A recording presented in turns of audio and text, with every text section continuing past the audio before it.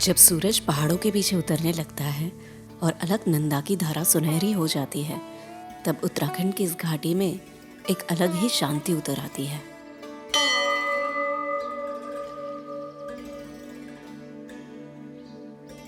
यह है उत्तराखंड की रक्षक और 4 धाम की रखवाली करने वाली माँ धारी देवी।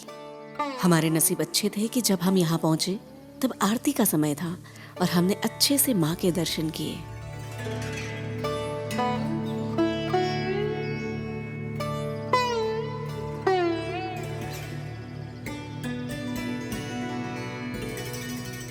कहते हैं कि इस शक्ति को कभी बांधा नहीं जा सकता और कभी बदला भी नहीं जा सकता।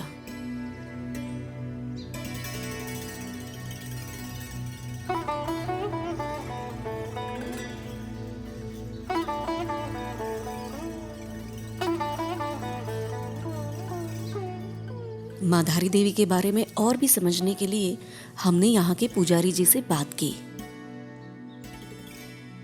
देखिए, ये मंदिर जो है कुछ किंवदंतियों पे और कुछ ये जो है हमारी मान्यताओं के आधार पे ये मंदिर है।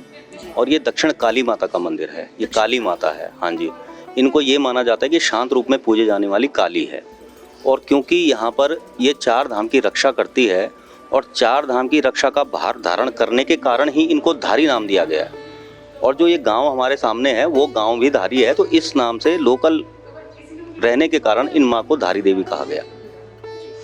ये 4 धाम की रक्षा करने वाली देवी, और माना जाता है कि जो भी भक्त पहले आते हैं तो पहले माँ को नमन करते हैं और उसके बाद ही आगे यहाँ से पर्यटन के लिए जाते हैं। पिछले कुछ सालों में माता बहुत विख्यात हुई है। यह आस्था कब से और कैसे इतनी प्रख्यात हुई? जैसे आप देख रहे हैं कि मतलब माता बहुत विख्यात इसलिए हुई है क्योंकि 2013 में जो आपने कभी यहाँ पे केदारनाथ आपदा के बारे में सुना होगा, तो जो केदारनाथ आपदा आई थी तो उसमें हमारा जो प्राचीन मंदिर था माता का वो डूब गया था। समय रहते प्रतिमाओं को सुरक्षित कर लिया गया था, तो आज ये प्रतिमाएं यहाँ पे सुरक्षित हैं। 16 जून 2013 को जो बाढ़ आई थी उससे पहले ये मंदिर 21 मीटर नीचे था। हाँ जी, और इसी के नीचे माता की और अन्य देवताओं की पूजा हुआ करती थी। कुछ लोगों का मानना है कि जो प्रलय हुई थी वह माँ का क्रोध था। आप क्या कहेंगे? देखिए, अगर 2013 में जो बाढ़ आई है और कुछ लोगों ने पब्लिसिटी स्टंट के लिए माता को प्रलय वाली देवी कहा कि इन माता को उठाया और प्रलय आई। देखिए, जब पानी उधर से बाढ़ आ गई थी मंदिर के अंदर, तब जाके मैं उसका प्रत्यक्ष मैंने अपने हाथों से ही इन प्रतिमाओं को उठाया है। उसी शंखनाद करते हुए हमने प्रतिमाओं को ऊपर उठाया है। और जब प्रतिमा को हमने ऊपर उठाया तो हमें ऐसा लगा कि हमारे ही हिस्से से कुछ अंग कट चुका हो। कितना दर्द था इस आखिरी वाक्य में।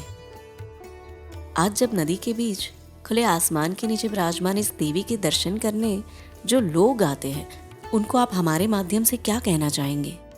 अब मैं आपको स्पेसिफिक वर्ड बता रहा हूँ। पर्यटन करने आते हैं लोग, यहाँ पर धर्माटन करने कोई नहीं आता है। यहाँ पे लोग ज़्यादातर घूमने के पर्पज़ से आते हैं, जो कि मैं आप लोगों के चैनल के माध्यम से, आप लोगों के माध्यम से भी यही बोलना चाहूँगा कि जो भी मंदिर में आए कम से कम आस्था तो रहे उनकी। ऐसा नहीं कि आप लोग आए, पिंजरे में क्या है ये देखा और चले गए, उस जगह की कोई बात नहीं जानी, उस जगह कोई महत्व नहीं पहचाना, आए और चले। फिर यहाँ बोटिंग भी शुरू हो गई, बोटिंग करी और अपना चले। तो मतलब ये है कि अब जो है ये हमारे जो धर्म के क्षेत्र हैं वो अब पर्यटन में ज़्यादा आ रहे हैं। कितनी सही बात बोली है ना। आपका भी मन करता होगा कि घर बैठे वर्चुअल दर्शन करते हुए माँ के बारे में 2 बातें ऐसी भी जान पाए जिसका जिक्र गूगल तो क्या कहीं पे भी नहीं है। नहीं, कहीं नहीं है, ना वेदों में है, ना पुराणों में, ना शास्त्रों में, ये कहीं नहीं है। देखिए, मैं वही कह रहा हूँ आपसे, ये कुछ मान्यता और कुछ किंवदंतियों पे है। जी। ये असल में ये द्वापर युगीन प्रतिमा मानी जाती है। द्वापर युग से ये भी माना जाता है कि पांडव द्वारा भी इनकी पूजा अर्चना की गई है। और आदि गुरु शंकराचार्य जी ने भी माता की पूजा अर्चना की है। उन्हीं के द्वारा रचित स्तोत्र से माता की नित्य सुबह और शाम हम लोग आरती करते हैं।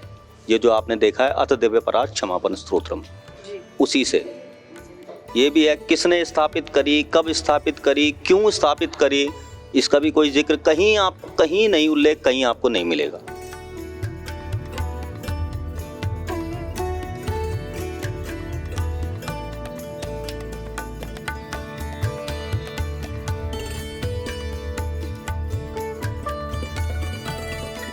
आज धारी देवी के दर्शन करते समय बस एक ही बात सीखी कि जब भी कोई दुख की वजह से जीवन अंधकारमय लगे तब माँ की शरणों में चले जाओ, क्योंकि माँ ही ज्योत बनकर सुख भरी जिंदगी का रास्ता दिखाती है।